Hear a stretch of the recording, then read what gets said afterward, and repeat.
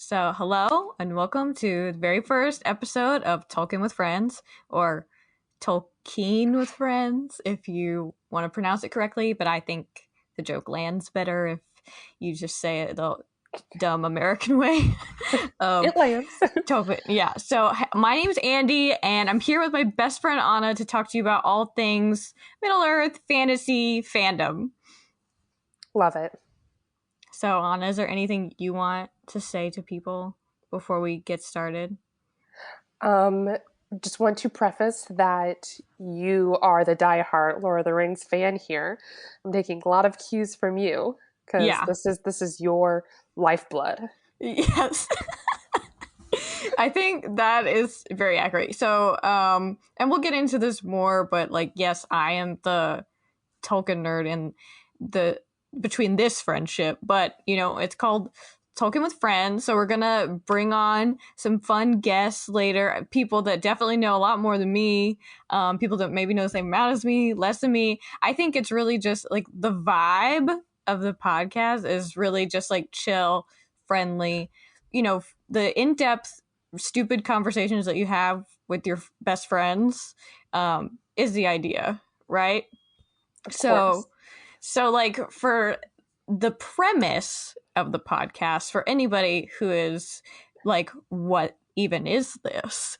The premise is we'll be discussing various adaptations of Tolkien's Middle Earth, starting with Peter Jackson's epic film trilogy. So we'll be dissecting a chapter or two and discussing the interesting changes the films made to get these books on the big screen.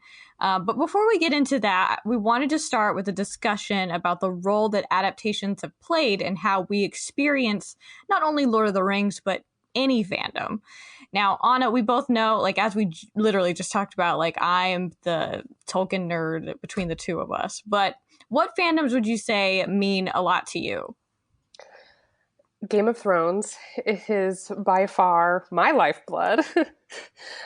So if I, when talking about Lord of the Rings, randomly use an example from Game of Thrones, such as because I'm trying to relate it to my own fandom, Game of Thrones is the top one. Dune has been a new one, a new obsession, because the movie that just came out.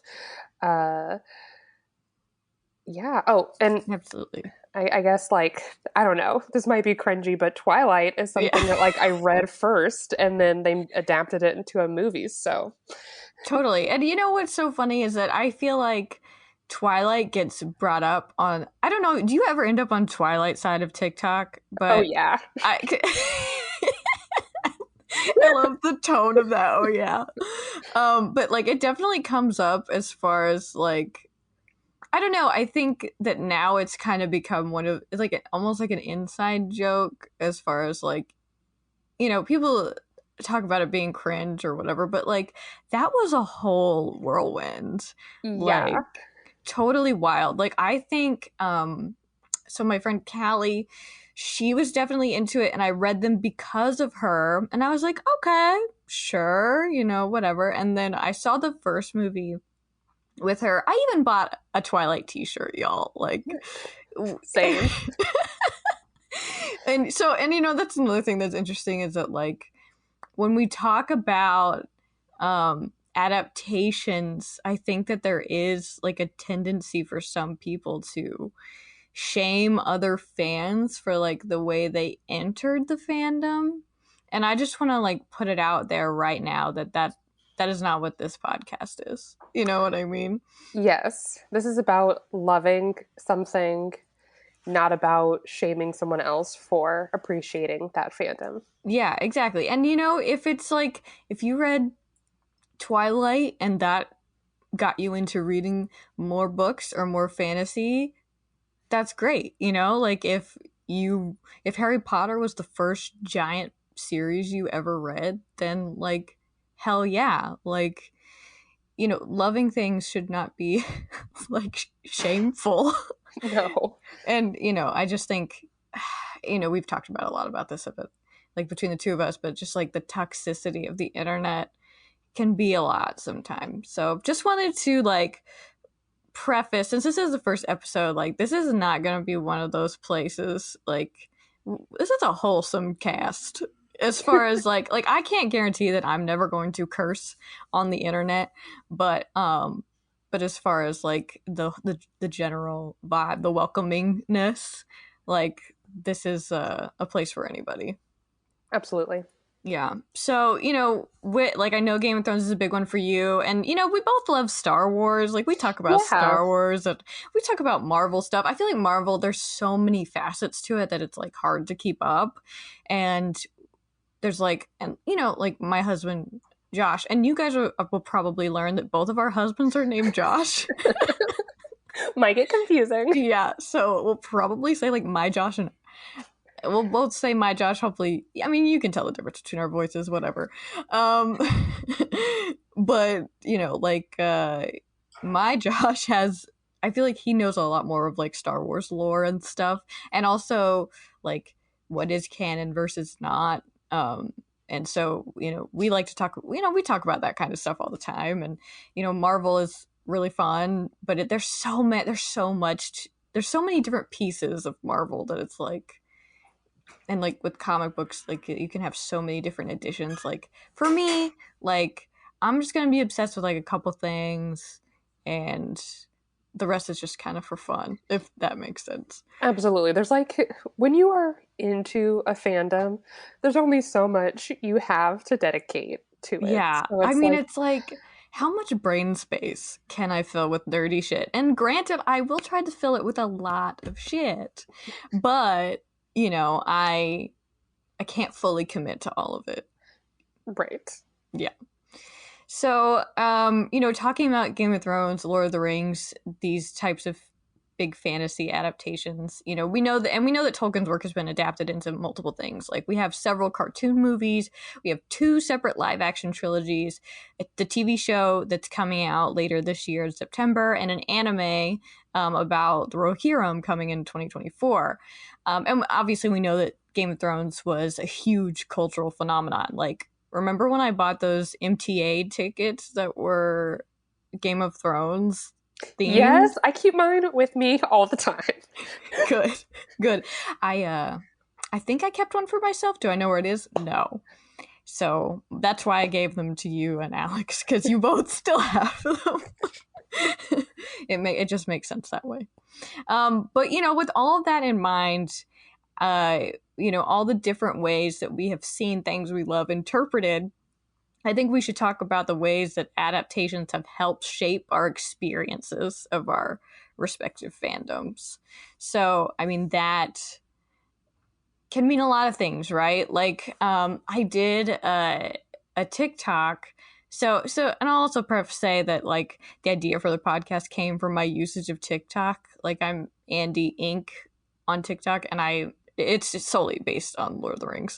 And one of my first things that I started doing was talking about the differences between the films and the movie, and the films and the movies. That doesn't make sense. the books and the movies. So basically, what I was doing was adding a line from the books. Just if I could just have one line to change a certain scene, and where I would put it.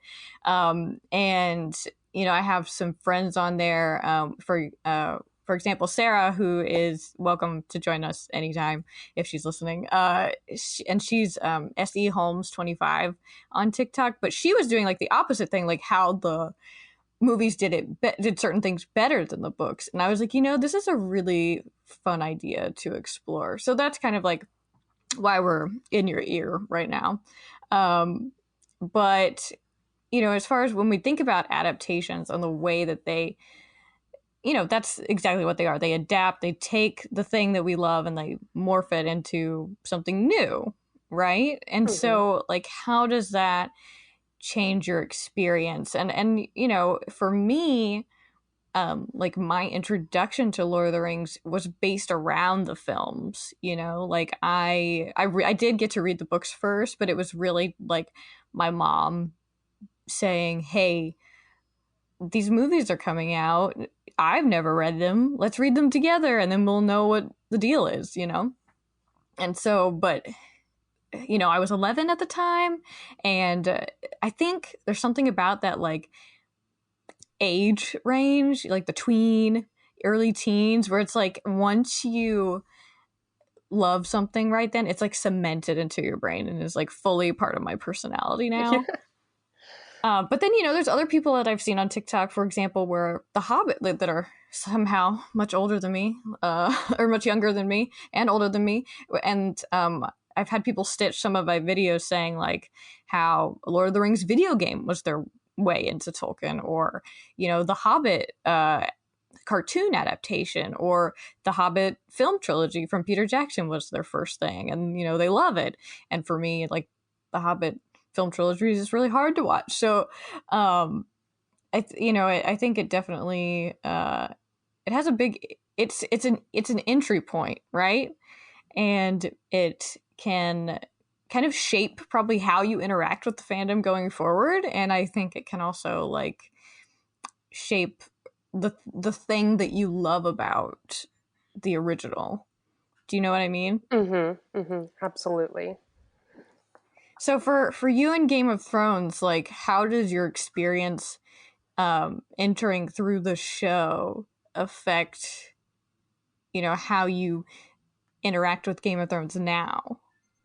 You mentioned the point in time when you come into contact with the fandom. Right. So, I mean, I don't know, what was it, seventh grade, sixth grade, when Yeah. the Fellowship of the Ring came out? And I remember just being like, whoa, what is this? Like, my mind was blown. It was one of those things where, like, my mom had read the books and she just wanted to share this experience with me. Yeah. So I was completely just like mind blown. Yeah, for It, sure. it was so cool. And I think that kind of cemented my love and appreciation for that type of storytelling, because then Mm. since then I've always been more gravitated towards large, epic, very detailed political fantasy worlds. And Game of Thrones is that combination between, it is very, very violent, Mm. um, and political, but there's also those little whips of like magic and mysticism. I'm so sorry. Yeah. Hey, Cal. And now Cal's gonna bark because Josh just left. So he took him and then he left. He went to go potty him, Uh-huh. and now he came back inside to go to his dad's house. Yeah, I'm just waiting for the moment when my dogs start barking. And honestly, I feel like right now we could just give a disclaimer, like, if you don't like dogs, this may not be the podcast for you. Right. You need to go somewhere else where it's dog free, because we're very dog. Yeah, and our dogs, they do talk back. So, like, not in the way that a husky talks back, but uh, like that. So, so you were probably, so I was definitely in fifth grade when Lord of the Rings came out. And what's wild is 2001 had to be like a life altering year for me, because Harry Potter and Lord of the Rings both came out, like the first movies Yeah. both came out that same holiday season. Like, obviously, because of my age, really, not obviously, but Harry Potter I fully dived into at 9, so third grade for me. And then I didn't read Lord of the Rings until right before the movies came out, so probably when I was like 10 or 11. And luckily I read them with my mom, because I think that helped a lot as far as like getting through some of the parts, because Tolkien, he really like describes a lot of the landscapes, and like you get a lot of like nitty gritty, and I know that that's turned some people off. And obviously it's like fine if you just watch the movies, like you're still just as valid of a fan or whatever, but I think that did help me a lot, because it's the language usage is so much different than like Mm-hmm. something like Harry Potter. But girl, I was all in. I was thinking about it the other day, and I don't really have an example. Like, I definitely remember playing Harry Potter a lot with my friends, but as far as like something about it just like captured my imagination in a way that it felt different than other things. Like, I tried to write my own Lord of the Rings. Oh. But it was just it was like two Hobbit characters. I'm sure I made them both girls. And then they had a Gollum like character, but he wasn't uh evil in the way that Gollum is in Lord of the Rings. Like he was more of like a just like a sad friend. uh, but it was my little 10-year-old brain version of it, and them trying to go on some epic adventure. And I tried to like make my own map of a place and stuff. I think that Harry Potter, obviously, like as an example for everyone, but Harry Potter is set in our world. It's London. It's within. It's a world within a world kind of thing. Mm-hmm. But Middle Earth, it had its own map. It has its own geography. Like the mountains don't make any sense. Like it's just whatever Tolkien wanted it to be, and I thought that was so cool. Like the stupidest, down to the stupidest detail. Like I was all in. I was like, yes, tell me where these stupid rivers go and where they lead and why they're there, and um all the lore. And I feel like it wasn't until I was probably in high school that I realized like how much more there was to Middle Earth. Like stuff like the Silmarillion and the other maps that he created, and like um the different changes he made. But like I survived off the appendices for years. Mm. And then of course when the movies came out, and I held out for the extended editions, and they had those hours and hours of content, everything from like Tolkien documentaries to like production designs and like behind the scenes stuff. I lived for that. There's a one thing that I never see people talk about on TikTok, which is some of the extra features on there. I see them a lot, like the cast interviews, but there was this one feature that I was obsessed with on, I think it was on, I can't remember which movie it was on now, which, if it was the beginning or the end, but it essentially was a map, and you could travel through it, like depending on which, you could show like Legolas and Gimli's journey, or Merry and Pippin's, or Frodo and Uh-huh. Sam's. And I mean, I memorized that thing. Wow, I don't think I ever watched that feature. Oh God, it was there because it is, and it was very embedded into my memory because I played with it that much. It was like kind of interactive, and this is the reason I want to repurchase a DVD player because backstory: when I moved across the country, I did not bring a DVD player, but I have the appendices on DVD, and just no way to go look at them. But that is something that I desperately want to do. Of Um, course. yeah. So just more things to buy. Always. Always. Always. Um, so you were talking about when you first entered kind of the Lord of the Rings as like a tween, right? Mm-hmm. And how that and that kind of affected how you got into Game of Thrones, or how you viewed Game of Thrones, I guess. Um, and what intrigued you about it, like entered you into this like fantasy world with like different political regimes and like different magic systems and all that kind of stuff. um but you definitely entered Game of Thrones through the TV show, right? Correct. And so when you like, at what point did you start picking up the books, and at what point did you realize that you're like, I'm obsessed with this forever? Well, I would have to say, when did I realize I was obsessed with it forever? Definitely pilot Game of Thrones. I was around 21 years old when I got introduced to the show, and I think two seasons had come out at that point. So I binge watched the first two, and then from season three on, it was, Mm-hmm. episode by episode, and immediately hooked by the world and the characters and the story building. And I, on purpose, I think, held out on reading the books until I knew the series was about to end, because the the show creators are making their own distinctive choices about the world, and I kind of didn't want to get them too mixed up in my mind. Yeah. Uh, and there are some very, different features in the book and in the TV show. So I'm glad I made that decision for myself.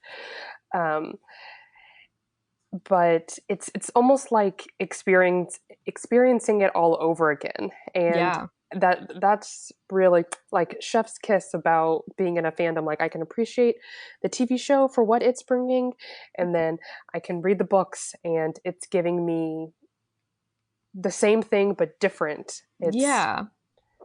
Yeah, absolutely. I think that that's one thing that um, makes adaptations so intriguing and that makes them so fun, really, is because, like, so right, we have Lord of the Rings, the books, and they're chock full of detail. There's like you get a lot more information about what's going on in the world, but would I trade those original, the trilogy by Peter Jackson for anything in the world? Absolutely not. And like, there are things that like I don't always particularly love, like Mhm.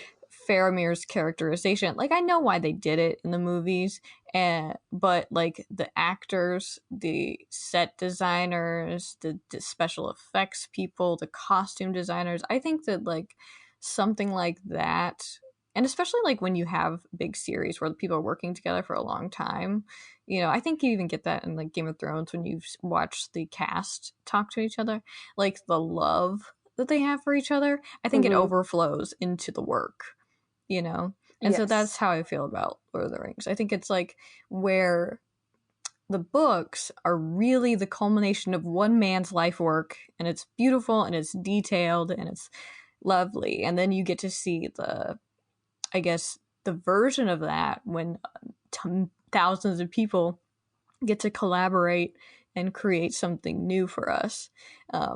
And I think that that's, speaks to the magic of adaptation. What um what responsibility do adaptations have to be accurate or true to the original as far as like storylines and characterizations? Mhm.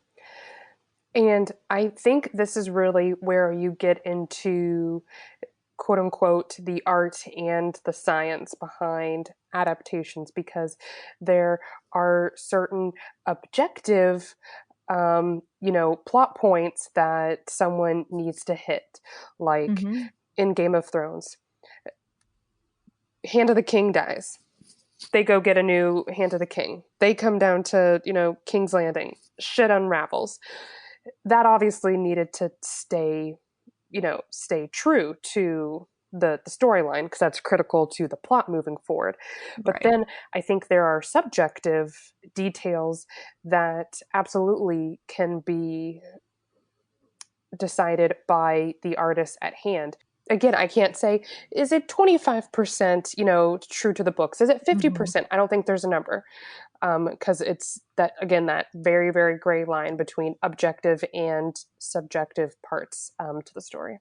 We can think about when it comes to the faithfulness of adaptations and their role. Like, I think you can start with, why are they making the adaptation, right? Because with the case of like fantasy authors, like Tolkien or George R. R. Martin or any of them, it was a story that they wanted to get down on paper. And in the case of Tolkien, that was kind of a roundabout way, but you could say, I mean, he had this idea for this world at large that became the Silmarillion, like when he was in the trenches of World War One, essentially.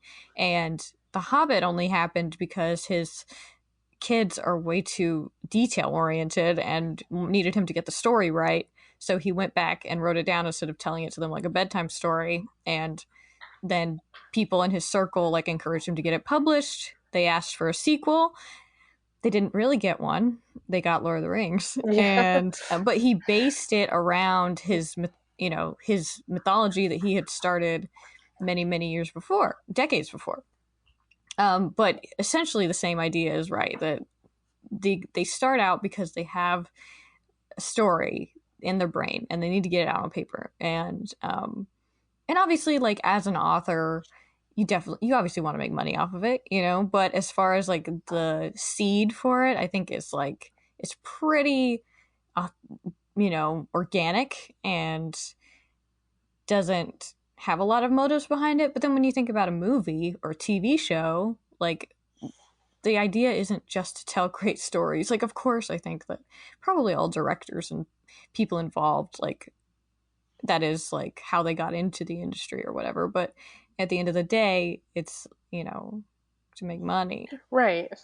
So, and to make a story that makes sense on the screen. And so, like, we're going to go through this every week talking about the ways that the Peter Jackson movies had to adapt to make, and whether or not we agree with how those changes were made, but I think everybody pretty much knows about the thing with Tom Bombadil. Like, there is this character in Fellowship of the Ring where they have kind of like a side quest, and he gets them out of a lot of trouble, and then he is never really heard of again. And, like, you can totally see how, like, he's a great character. He's a fun character. It's really interesting. And there's some other things that do happen within that storyline that I would love to keep, but we'll talk about that later. But as far FYI, I've never heard of this. Okay, well, Anna, I can't wait to talk about that with you. But you can see why a character like that would need to be cut, as far as, like, there's so much information in these books, and you only have 3 movies to tell them in, 1 per book. So it totally makes sense to streamline it in a lot of ways. Now, with the Lord of the Rings TV show, it's going to be so interesting because it's about the Second Age of Middle-earth, which I've definitely told you a little bit about, but it's the Second Age of Middle-earth, and they're being very adamant that they don't have the rights to any part of the Silmarillion. I don't 100% believe that, but they're saying that they only have the rights to, like, Lord of the Rings, The Hobbit, and the appendices, and they're going to get the bulk of it probably from the appendices. So they have, like, the high points of the story. But to try to hold them to the same standard that is the bar set by Peter Jackson's Lord of the Rings, I think is really unrealistic. Mm-hmm. And also, they're not... One thing that one of my mutuals on TikTok was also acting like was, like, they're not going to please the Silmarillion fans. And I'm like, they're definitely not trying to. Because the fan base, like, obviously they're leaning hard into the love that the people have for Peter Jackson's movies. We've been able to kind of foster that over 20 plus years. Mm-hmm, mm-hmm.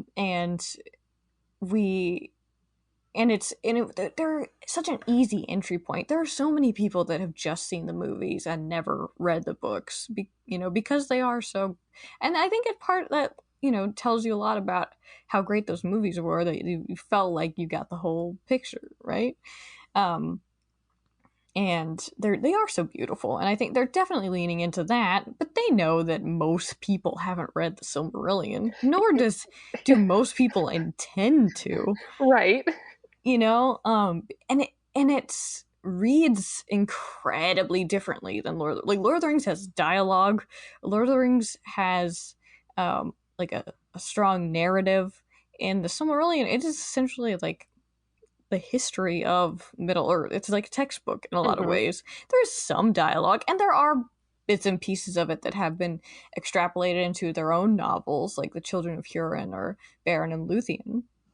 In the Fall of Gondolin, like, the stories that Tolkien had clearly put a lot of thought into, but, like, as a whole, and especially the part about the Second Age, there's not a ton to work with. There's not a lot. Like, there might be a few lines that they can exactly pull, but it's a different project.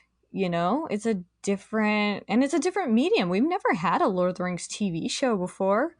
We've had cartoons and we've had live action films, but they've all been films. They're always, and obviously, in the case of Peter Jackson, we get extended editions, so like stretching the time out a little bit. But as far as like season upon season, and I don't even know how many seasons they've approved. Definitely several already, but Mm-hmm. it's a different animal completely. And so like Anno, and I think Game of Thrones is probably a good example of that. Whereas you get like and this isn't where we differ because you've read those and I haven't, and I've watched the show, and you've done both. So as far as like the minutia of detail you get, it's going to be different, but also like the way that you can make things last or not. But then Game of Thrones is also interesting because the series isn't technically done, but the show is, you know? Yeah, yeah. And you talk about Tolkien's detail in, his books, and George R. R. Martin is the same way. Like the way this man describes food in his books are like, I know exactly what these characters are eating because it goes into so much detail. And there are clear TV show adaptation, like logistical choices that I think were meant because spending a page and a half on what someone has had for dinner makes sense in the book because it's interesting, but a TV show, they're Yeah. not going to do that. They're not going to do that. It's just like Uh, they're just going to show it to you. right. They're just going to show it to you.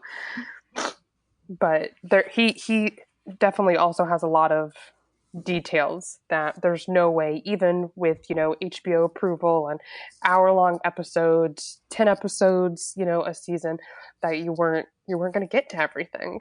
Yeah. And it's funny, like, so the thing with the Lord of the Rings TV show, so it's the Second Age, so it's like a prequel to what happens in Lord of the Rings. And we'll definitely talk about this in the next episode about how we do see some of the Second Age in the prologue of Fellowship of the Ring, the movie. With the last alliance of elves and men. But so it's like even more before that. And then I'm assuming that stuff is going to be like the finale of this show, like whenever season that Mm. ends up being. Mm-hmm. But we've been told that the first episode or the first two episodes may be about the first age, and that's going to be wild because the first age is really what Tolkien was focused on. It's like the high time of the elves. It's Morgoth, aka Sauron's boss, being like the first baddie of Middle Earth, Mm-hmm. and Sauron is kind of like a like pales in comparison to Morgoth as far as like the terrible things that he does. Whoa. I know. So we'll definitely get into that a lot next episode. But so they're gonna try to cram in the so I'm so interested to see like what things they choose to focus on, because that's another thing is it's like what the adaptation chooses to focus on in no way harms or changes or hurts the original or Tolkien's legacy or the feelings that you have about the original. It's going to be a different thing. Do you know what I mean? Like Yes. it's not going to be the Silmarillion verbatim, just the way that, and I don't think it's gonna. I don't know. Obviously, like the showrunners are brand new. A lot of these people are brand new to me, and to most people, as far as like the way that they're going to interpret or visualize the story. Um, but I think that the same way that the Lord of the Rings movies weren't exactly the books, and the same way that the Hobbit movies definitely were not exactly the book, or even the different things that the cartoons did, to try to tell that story in whatever time frame they had. Um, I think that we could probably expect things like the high points to stay the same, but I don't know. I think it's kind of a bummer to go in with the expectation that it needs to recreate or feel the same as any other adaptation you've had, or like. Yeah. And so with these big fantasy adaptations like Lord of the Rings and Game of Thrones and Dune, in a way, this is the time and age to do that because uh, the entertainment industry has more technologies to execute those visions onto the screen. But at the Mhm. same time, we still need to give them like that TV magic idea, like on a cooking show where someone's cooking and then like the recipe takes 45 minutes to cook, but they've got a version right there, to show Yes. you because you're watching it on TV and the Yeah. TV show segment is only 30 minutes long. Mm-hmm. We all need to, even though we get a lot of the story with CGI and all of the new technologies, there's still that TV magic that we need to allot to adaptations because, well, the Lord of the Rings, series takes place over such an expansive time of years that like that physically can't be Exactly. displayed easily on this TV screen. So you have to just like forgive it in some instances because Yeah. it's not gonna do that. Yeah, exactly. And I also think it's like it makes you think about what is our role as fans, and trying to be stewards of the story, if that makes sense. Like, obviously, if an author's still alive, they get to hopefully have their 2 cents in. And I know that that has like changed. Like, if you want to take the Series of Unfortunate Events, for example, like the first movie with Jim Carrey, um, Daniel Handler did not like that movie, and they did not listen to him. But then he got to be a writer on the Netflix show, and it's a gorgeous adaptation. And things aren't exactly the same. Like, nobody is going, like, there's never going to be a one for one Right. real adaptation of something. But then you see things like, do you remember when the Sonic movie was coming out and everyone was like so upset about the design of Sonic the Hedgehog, like the live action one? Uh-huh. And then they listened to the fans and they changed it. So I think it's like, what are the reasonable expectations we can have? Like, what are the things that you can actually hold like giant studios accountable for? And in what ways do we also push the stories forward? Because, things like this, like Tolkien, for example, I mean, this was written in, like, The Hobbit came out in 37 originally, and then there were different editions, but then Lord of the Rings came out, like, the last one in the mid 50s, So, how do we.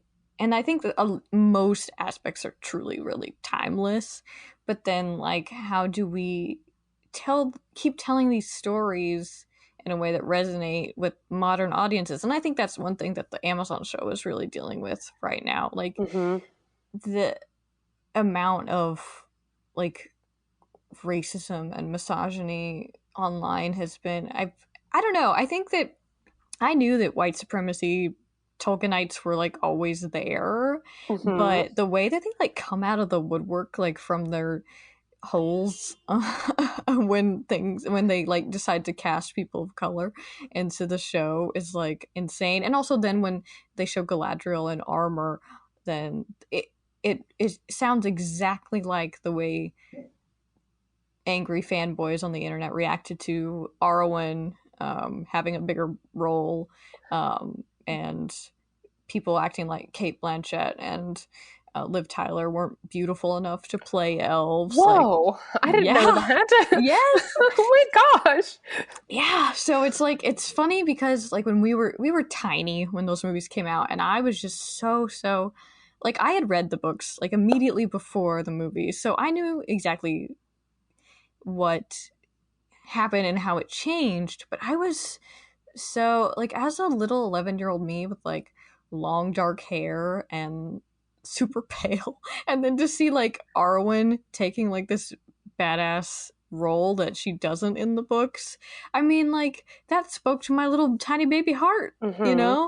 And so to act like we can't like we shouldn't be doing the same thing about giving more women parts, because like there are some really great women in the Silmarillion, but honestly we don't get most they're mostly in the first age. So the second age we gotta figure that out, you know, and also to give more, you know, black, indigenous, people of color roles in these stories. I think it's like that is our charge now. Like Mm-hmm.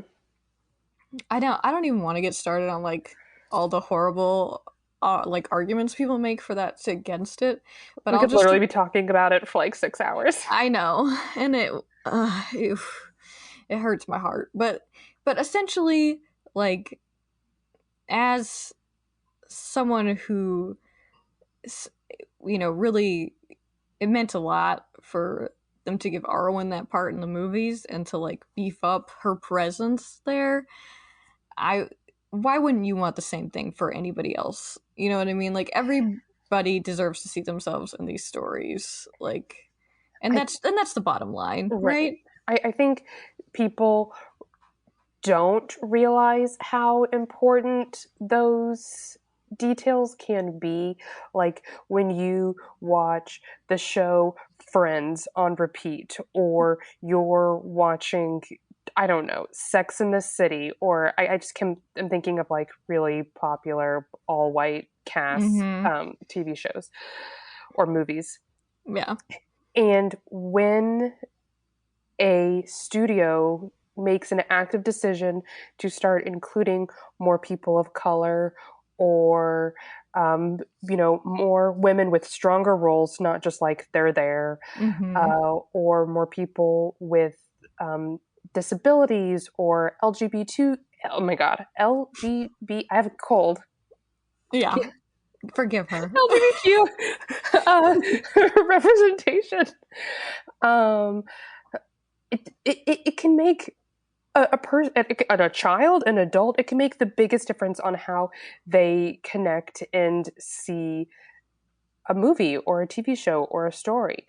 Yep. And to stifle that in someone is like you have no idea, because you see yourself all the time All the time. in media, so you don't understand how important that is. Yeah. And you know, it's funny. It's like the more people that I argue with on the internet about it, and I know that they're trolls, and I know that you don't feed the trolls, but sometimes their arguments are just so weak. It's like, do you know how dumb you sound? And if you're one of those, please tell me you're not listening to this. But Maybe you'll just get mad and leave. I don't know. yeah, but your arguments are bad. They're not well thought out. Because I can refute all of them. But the more that I do see this on the internet, the more that it makes me think about going back to like what we were originally saying about the role that adaptations play in our experience of a fandom. Because I believe, obviously, we didn't see like some like racism comments back in 1999 or 2001 or whenever people were decided to start commenting on internet forums and chats, but because they didn't include any people of color in Peter Jackson's. Mm-hmm. Cal, I'm making a good point Yeah. here. But you know, they didn't include any. I mean, that is. I mean, we do know that there are like indigenous and people The of color. extras and like the Yeah, orcs that they, yeah. yeah. You know, there are people playing orcs and like the Witch King, and you know, but they're all covered up. They don't look Right. like themselves. And they're also not playing like a character that you want to be like, unless you're really messed up. I don't know. I mean, You want to be like the Witch King? I mean, see a therapist. But but you know what I mean? Like yes. it I think it was, they're obviously beautiful movies, and I love all the things about them. You know what I mean? But I think it was a missed opportunity, and obviously, and maybe 2001. I don't know. Is I mean, it feels like a long time ago, but I guess it wasn't that long time ago because people are still Whew, yeah. racist AF. But it just goes to show me how so many people are basing what they expect and love about Lord of the Rings being Peter Jackson's version. Mm. And, you know, like, they don't care about Tolkien's legacy. They don't care about what's actually canon or the lore because, like, Peter Jackson changed a lot of things, you know? But what Peter Jackson did well, I think, is he captured, like, the heart of it, like, the spirit of it, the vibe, you know, like, the Mm-hmm, mm-hmm. feeling. I think you can get the same feeling from watching the movies as, like, emotional hits, you know, are similar. But but if that is, I think, one of the underlying things is that because you have internalized this as a white people story, now you're going to be mad when it's you perceive that it is no longer just a white people thing. And it's like, if you read, I mean, it's like, but the whole idea is multiple races coming together to defeat evil. So it's It's like, literally the whole thing. it's really the whole. So it's like, if you can accept that as the premise, then you should accept everybody being involved in this story. You Right. know. So It's that's that that on easy. that. It's It's that that easy. easy. It's that easy. And you know, and what's I think great about Tolkien is that he was so focused on describing to you like every blade of grass and mountain, um, that he didn't really spend a lot of time describing the characters. Like, he'll point out occasionally things, but we still don't know what Legolas's hair color is. Mm-hmm, mm-hmm. Like, we just made that up. Yeah. You know, like, we know Arwen's hair color is dark and Elrond's hair color is dark, but um, that's about it. But he does describe Sam's hands as brown. So, but he doesn't say this is explicitly due to tan. You know what I mean? Like, and I think Tolkien says it best at the beginning of the books, um, where there's like a foreword to the beginning, Mm-hmm. where he's saying like, I didn't have any like goal or agenda when writing this. Like, this is for you to take and make it of it what you will, you know. And I think Mm-hmm. that that's what great stories do. And in the spirit of that, we should take it and make it what we need it to be right now. And obviously, the Amazon show is not remaking Lord of the Rings book. It's remaking. It's not even remaking it. I mean, it's like telling a piecemeal story from like the appendices. So um, we can do whatever we want with it. Because Absolutely. yeah, I get that this is a 2022 audience, and that's just the appropriate thing to do. yeah, 100%. So you know, I think that in some that the that adaptations I think can do so much for how we experience a fandom. I think they can really change the game and like I think they do without even intending to. There is like they do some gatekeeping, right? Like when as far as who showing who they think they want to represent in a show or how they want to talk or you know the language they use. Um, all of it's super interesting and important. So it's like we can take these stories and we can make them to what our modern audience needs them to be right now. Mm-hmm. And you know, obviously anybody making a show, they're going to have different motives. They're going to have different or a movie or maybe you make it into a video game. I know that you know that we've mentioned that that's an entry point for some people into a fandom, you know, and a lot of those Lord of the Rings video games are not canon. Like they take what's given and they extrapolate upon it to make whatever's a cool game, Right. you know. So how we consume media is different. um but I think that like at the heart of it, things like Tolkien, it's like if you get the whole people's coming together to defeat evil, I mean, you kind of can't really go wrong, you know? No. No, no, no. So that's that on that. It's a solid point. that's that on adaptations. So thank you so much for joining us for our wild and crazy adaptation discussion. This has been super fun, and I can't wait to keep doing this every week with you, Anna. We're going to be back next week talking about the prologue of Fellowship of the Ring, and maybe more. So be sure to tune in next week for that. And also, we're super excited. We have a lot of things planned for the podcast. We're going to have some really awesome guests coming up and bringing on more of our friends to discuss everything nerdy. So be sure to subscribe and stay tuned for the next one. Yay! Yay! Oh, yeah, I keep trying to use my mouse, but it's actually attached to my work computer. So I guess I'll hit stop, but it won't kick you off or anything. Okay.